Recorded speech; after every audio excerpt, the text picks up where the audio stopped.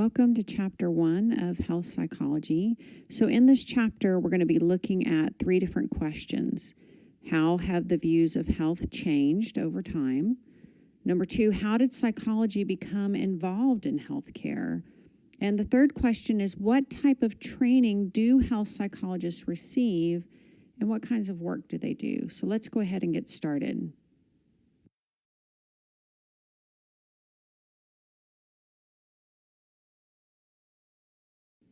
So in the past, the definitions of health have really emphasized that health is simply the absence of disease or illness.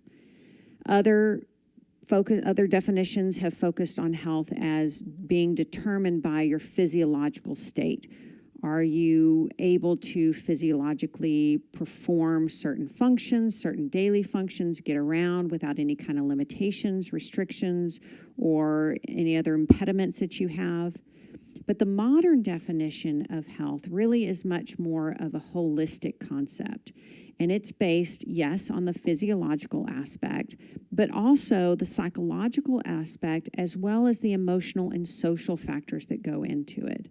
So really, health is more of an evolving concept that's been shaped by more than just, am I sick or am I not sick? Can I physically do certain things? But also encompasses more of your psychological, your emotional, and your social aspects. So really, there is no single standard of health. There's lots of different factors that can be seen as determinants of health, those things that determine whether we're healthy or not. Some of those are universal. For instance, whether you have a disease or don't have a disease is a pretty universal way of looking at health. But there are other factors that tend to be more specific to a particular culture and their definition of health, or even a particular time period or era of what was considered to be healthy. So interestingly, back in 1948, the World Health Organization introduced a new definition of health that we still use today. It is a state of complete physical, mental, and social well-being, and not merely the absence of disease and infirmity. So very similar to what we talked about on the previous slide. So in other words, the concept of health was expanded to include not only your physical functioning and your ability to put on your shoes and get yourself dressed and get yourself out the door, but also their psychological well-being, their physiological status, and their social health.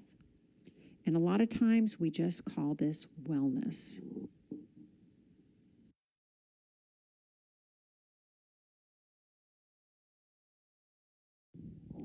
When we look at the changing pattern of disease and death, you can see that there's been a big difference. This chart on the PowerPoint slide kind of shows you, in the early 1900s, the primary cause of death were infectious diseases. Illnesses that you caught, like tuberculosis or influenza or even gastrointestinal diseases. Those were the primary cause of death in the early 1900s. But in the 2000s, what we're looking at is the leading cause of death are more chronic diseases, things like cancer and heart disease that require maintenance over a long period of time, and therefore cause us to have to deal with the diseases differently than when we were just dealing with things like tuberculosis and the flu. So what is a chronic disease? The definition of chronic diseases are a long-lasting or recurrent disease. So they are slowly developing diseases that can't necessarily be cured, generally only managed. Things like heart disease, cancer, stroke, even back pain, irritable bowel syndrome, diabetes, all of those things, people that have those conditions can sometimes live for years. And so what they need is help maintaining the depression that can come with that, the family functioning, how that really changes the family dynamic and the individual dynamic as a result of this chronic illness. So the 20th century brought major changes to the way that we view diseases and death. All right, let's take a look at a definition. Mortality. Mortality is defined as the number of deaths due to a specific cause in a given group at a given time. So using the information on the chart on the previous slide, we talked about that mortality in the early 1900s was primarily due to infectious diseases, whereas here in the 21st century, the primary cause of mortality is now chronic diseases. And there are several factors that relate to mortality, and we're going to take a look at each one of these in turn: age, ethnicity, income, and education level. So the first factor that is related to mortality is age. Older people are more likely to die than younger people. However, the reason for deaths is very different depending on your age. Unintentional injuries and homicides tend to be the leading cause of death for people under the age of 44. But people that are over the age of 44 tend to die more from chronic diseases like heart disease or cancer or stroke. So how does ethnicity relate to mortality? There is a difference based on ethnicity as far as mortality rates. The number one cause of death for European and African Americans tends to be heart disease, whereas the number one cause of death for Asian and Hispanic Americans tends to be cancer. Additionally, for example, European Americans do tend to live longer than African Americans. However, European Americans don't tend to live as long as Europeans. The next slide goes through a chart that kind of differentiates the different health issues and how that relates to ethnicity.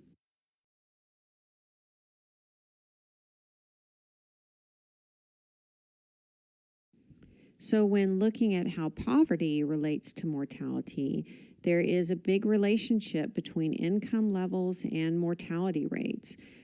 Primarily that's due to the limited access to health insurance as well as medical care. And we actually even start seeing that as early as prenatally. Mothers who don't have access to health care, they're not as healthy, and so consequently their pregnancies aren't as healthy. And you end up with either infant mortality rates, birth defects, prematurity, and those are all indications of how healthy a community is. So if a parent doesn't have access to health care, their baby's not going to have access to health care, and that can all start to cause problems within the community. And a lot of that stems from their access to health care as it relates to their income levels. And finally, education levels. Education does relate to mortality rates. Higher educated people tend to report having better jobs, better income, more access to health care. They have lower daily health symptoms, less stress, healthier habits. So indications are that people who have been to college tend to have lower death rates than those who have not. So there is definitely a relationship between poverty and low education levels. Both of those tend to relate to health problems as well as lower life expectancy.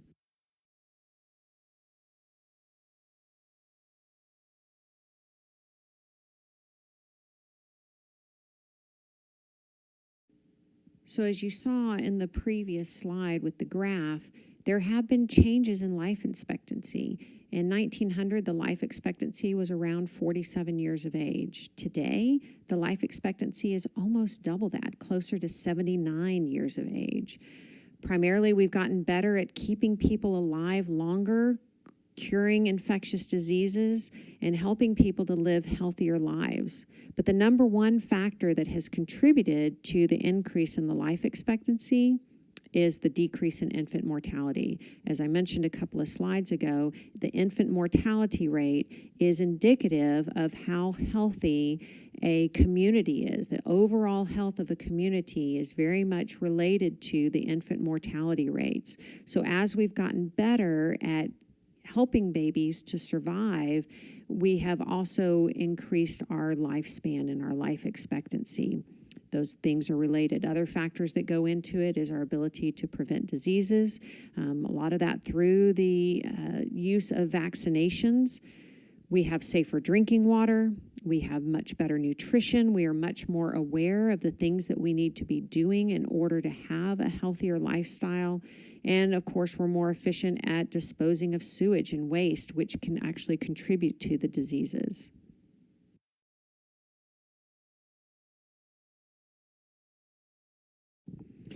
As you can see by the graph, the costs of medical care in the United States have increased a lot faster than even regular inflation has increased.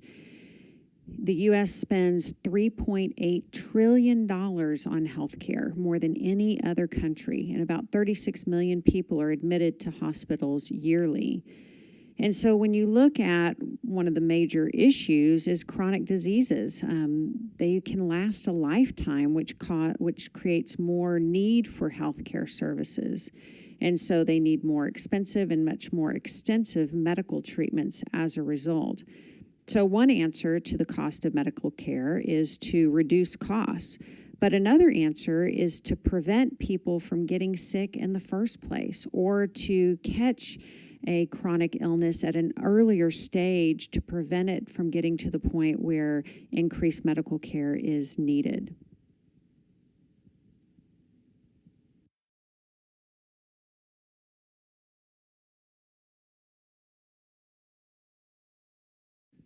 So on the previous slide, you reviewed the definition for health that was adopted by the World Health Organization back in 1948.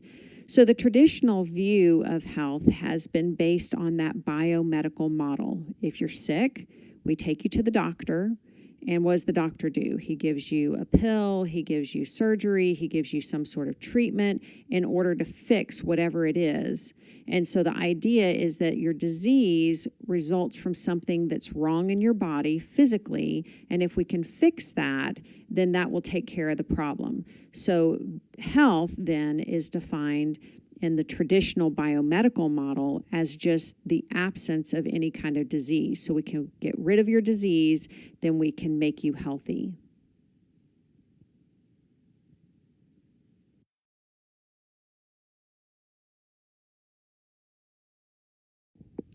In the Would You Believe section in your chapter, it discusses a study done by Sheldon Cohen in the 90s and early 2000s, talking about how they took some healthy participants and they exposed them to a cold virus, and then they quarantined them in a hotel for about a week and had them answer different questionnaires about their lifestyle, their stress levels, etc.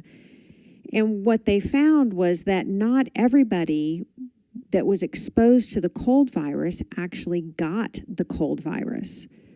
So those that tended to develop colds were more likely to have had some stress.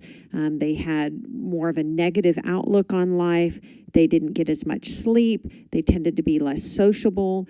And so it really showed that that biomedical model is actually inadequate in understanding why people get sick. So it's not just a matter of once you're sick, let's give you a pill and make you better. But instead, we have to look at other things, other factors, because not everybody gets sick when they are exposed to some sort of disease.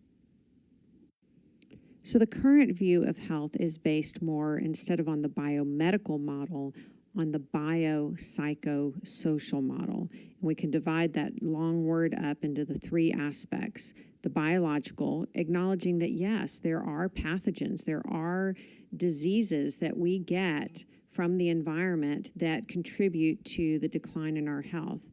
But it also recognizes that there are psychological elements, such as stress, the way that you cope with the stress, dealing with the pain, etc. And there's a social aspect, that relationship aspect. People that are lonely and that are disengaged socially are more likely to have health issues. So the biopsychosocial model looks at all of those things as a contributor to a health, not any one of them in particular.